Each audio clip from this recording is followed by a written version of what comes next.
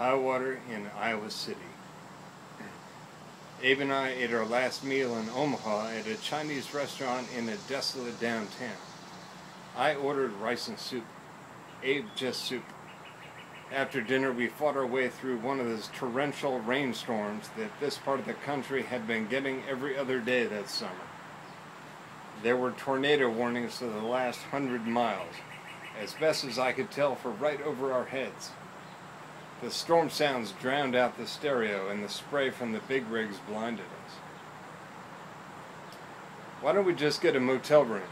Abe said, in eastern Nebraska. "Why don't we not just get a motel room?" I answered, getting so close to the Iowa state line. So we didn't get to Iowa City until 1 in the morning, but I made Abe drive around looking for Jennifer's place anyway. We found it when we found her, Jennifer in the flesh, sitting on the grass between the sidewalk and the curb above town, tan as ever, and wearing her very favorite shoes, her old leather sandals. She didn't fall for the nylon river running rave that the rest of us did. She lifted her eyes and chin when she heard her name. Rainwater poured down her face, a blank expression. She looked hard at the truck, but couldn't see inside.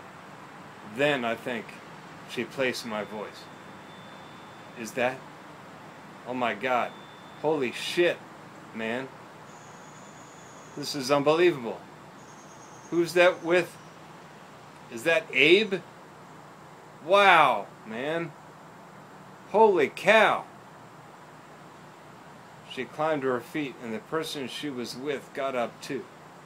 She walked across the street to where Abe was trying to parallel park. But I had opened up my door and stepped halfway out of the truck. I was doing the weary routine, moving ever so slowly. She was in the middle of the street saying "holy shit" over and over again. I had surprised her, and she was pleased. It was working. Abe was tapping the shifter, waiting for his chance to reverse. I put both feet on the ground and stopped to tuck in my shirt, my now rain-soaked shirt, as though it was a painful and perhaps pointless operation, but necessary.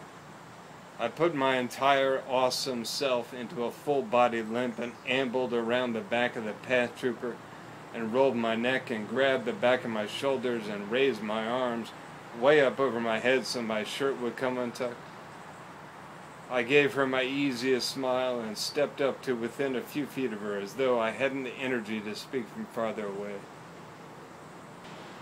"Hey," I said. And when my feet were planted, she jumped on me. I grunted and leaned back and made her think it was all I could do to keep from dropping her. Then she dropped down and backed up a step. The car was then parked, and Abe stepped out the driver's door and stopped without getting too close to Jenny and me.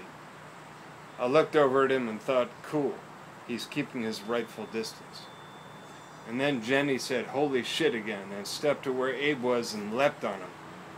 Abe leaned way down as to make sure he wasn't picking her up or holding her off the ground longer than he had to. "It's good to see you, Jen," he said politely. And then she took a few more steps back and spoke again.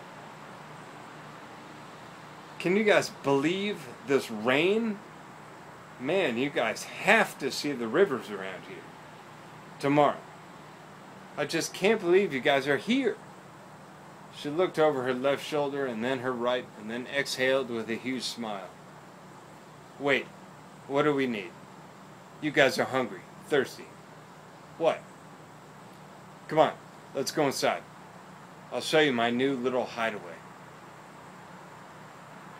So the only thing bad about finding her out in the rain, kicking back with a bicycle, was the fact that she wasn't the only one out there kicking back on the curb with a bicycle.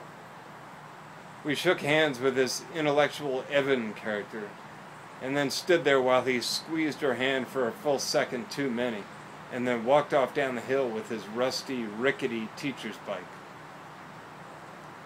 "Wait, how long are you... How much time... what's your schedule? What's next?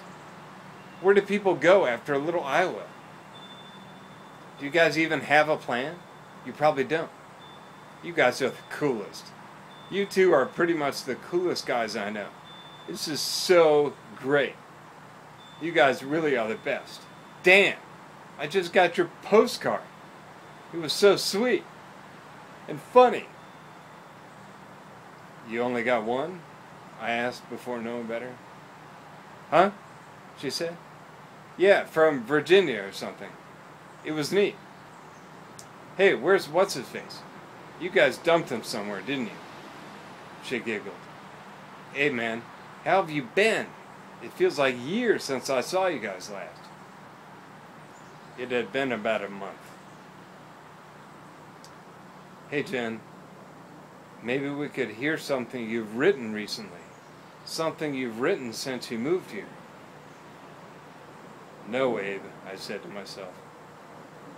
No, I can't. I couldn't. Sure you can. Shut up, Abe. No, I'm not really into hearing my things out loud. But maybe I'll show you guys something. Maybe tomorrow or something. That would be nice. Shut up, Abe. What's wrong, Dan? She asked. You look upset about something. And I was. And it was making me dizzy. Huh? No, it's nothing. Are you okay? She asked. Abe was now looking out her window. What's it like living out here, Jen? He asked. Jen looked toward her kitchen and then over toward the window and Abe. That's enough, Abe. You can be excused now. Jenny had gotten up from the kitchen chair and was then inside the fridge. I almost forgot. Food. I don't know about you guys, but I'm starved. She didn't answer Abe's question, and I was happy about that. Abe didn't seem to have noticed. He was fixed at the window, looking out. He stayed only a few more minutes. I closed the sunken back door behind him and said maybe I'd see him later.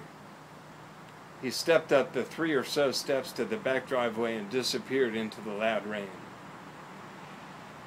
She didn't mention the guy that night, and I took that as my cue not to ask about him. And she couldn't seem to take her eyes off my new haircut. She seemed concerned. Abe went to a hotel. He actually did understand the sanctity of all this for me. He was cool like that. It took a few more minutes than I would have liked, and he was probably laughing at me. But he's cool like that. After a heaping plastic plate of Kraft cheese and macaroni, she said she had an idea. She took me up and outside to the porch on the side of the house, where there was a porch swing. A porch swing she said the family that owned the house had given her unconditional use of. Naturally, they liked having her there. They probably loved it when she came up and swung with them. Or maybe they loved it when she came up and swung by herself. She said she was doing it nearly every night. She lay down sideways and fell asleep in my lap, listening to me talk about the guys. It was okay. She said she just liked the sound of my voice. And it's true, I wasn't saying anything terribly earth-shattering. She said it relaxed her. She said, don't stop. But it didn't relax me very much. I shook her and woke her up when she'd been quiet through a few of my run-on thoughts. It was 2 or 3 a.m. when she pecked me on the cheek and said she couldn't believe I really came. But it rang a little hollow. She was clearly exhausted. It stunk of politeness. She closed over the door to her bedroom, and I settled down on a thick black rubber mat of hers in my sleeping bag to stare at the ceiling. I was so attracted to her it scared me. I was buzzing and humming tip to tail. Maybe tomorrow. Who knows? I'm in her house. Anything can happen then. So I ran through some of the possibilities. I pictured every part of her. Knees, stomach, collarbones. And for a momentary eternity, she moved her face and small mouth down over my stomach, taking my belt off with her teeth. I rose to the occasion, sat up, turned her around, and tore her clothes away from her body. She gasped and sang out in a voice that I'd never heard come from her before. I made love to her like a magician. Take the angel for your own. Beat the assholes of the world at their own game. Go forth with truth, righteousness, and love, and set an example for the rest of humanity. Potent and unfettered by foolish emotion, I am the greatest undiscovered lover the world has ever known.